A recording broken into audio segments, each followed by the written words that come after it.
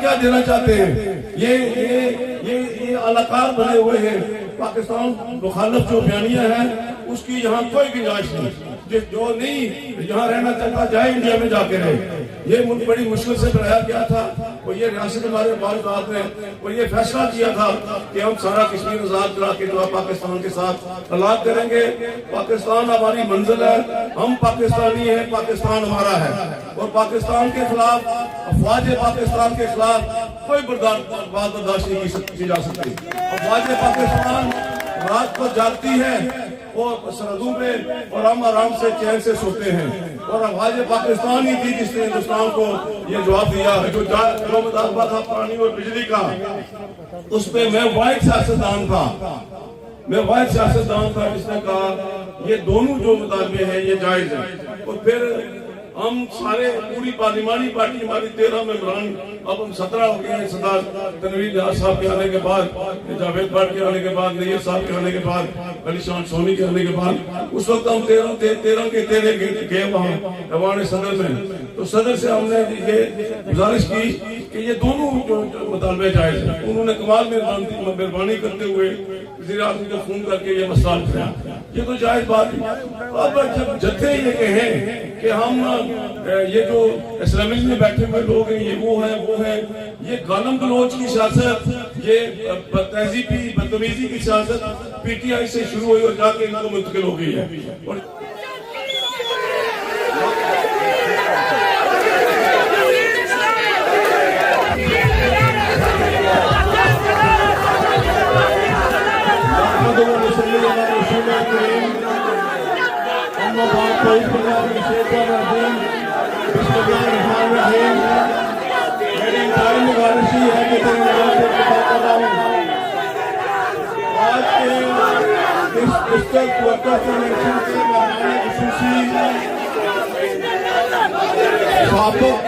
वज़ीर आज़म इस्लामी जमहूरिया पाकिस्तान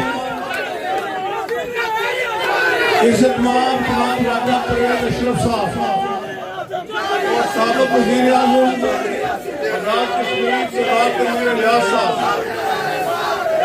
फैसल मुमताज़ नाज़र साहब, नज़ीर साहिबा, शादिया अकबर साहिबा,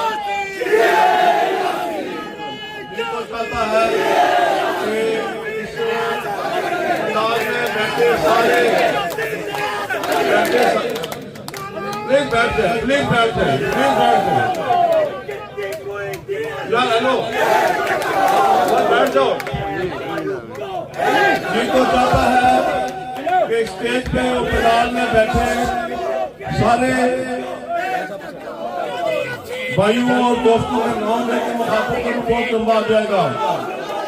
मेरे यहाँ की मोहतरम बुजुर्गों, भाइयों और दोस्तों, शहीद जुल्फ़िकार अली भुट्टो, शहीद मोहतरमा बेन सिंह भुट्टो, सदर आसमानी सरदारी और चेयरमैन बिलावल भुट्टो को मानने वाले मेरे हमसफर साहब की अस्सलाम वालेकुम। मैं सबसे पहले तो अपने मेहमान खुसूसी जनाब राजा परवेज़ साहब का शुक्रिया अदा करता हूँ।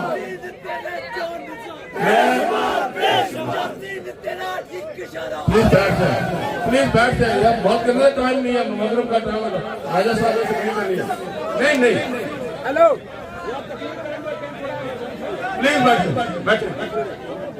मैं सबसे पहले इज़्ज़त-माब जनाब राजा परवेज़ साहब का शुक्रिया अदा करता हूँ कि उन्होंने कमाल मेहरबानी करते हुए जो है वो अपने मसरूफ शेड्यूल से वक्त डालकर यहाँ तशरीफ लाए। वो हमेशा हमारे दुख सुख में शामिल होते हैं, हमारी इंतखाबी मुहिमों में महीना यहाँ रहे। तो मेरे पास वो अल्फाज नहीं जिनसे मैं राय साहब का शुक्रिया अदा कर सकूँ।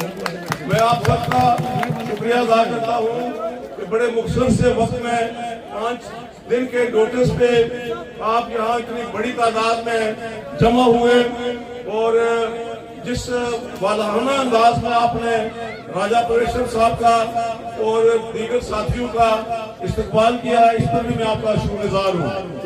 मैं ज्यादा लंबी बात नहीं करूंगा क्योंकि राजा साहब ने खिताब करना है और मगरिब का वक्त हो जाता है। मैं मुख्तसर सी बात करूंगा कि ये निज़ाम जो है, ये पार्लिमानी जमहूरियत का निज़ाम जो है, ये शहीद जुल्फ़िकार अली भुट्टो ने इस खिता के लोगों को दिया था।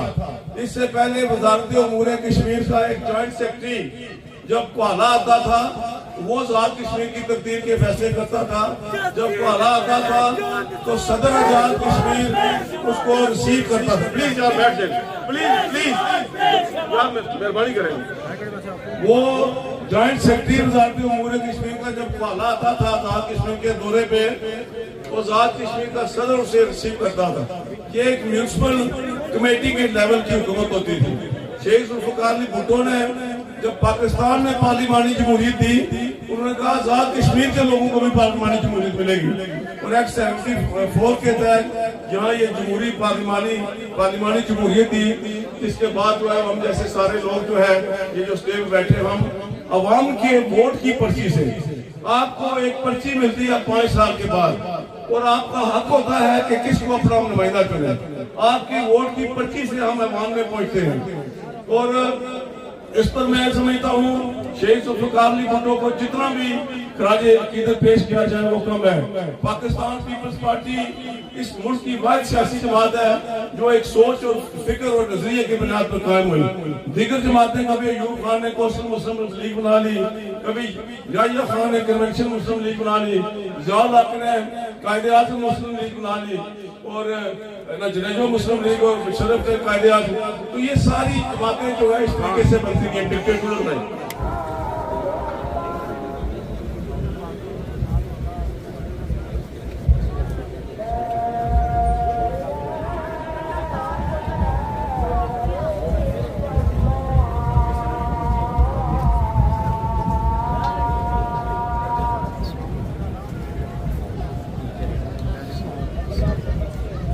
मैं समझता हूं कि पाकिस्तान पीपल्स पार्टी की जो क्रिएशन है, उसका मर्ज वजूद में आना है, वो कश्मीर की वजह से हुआ।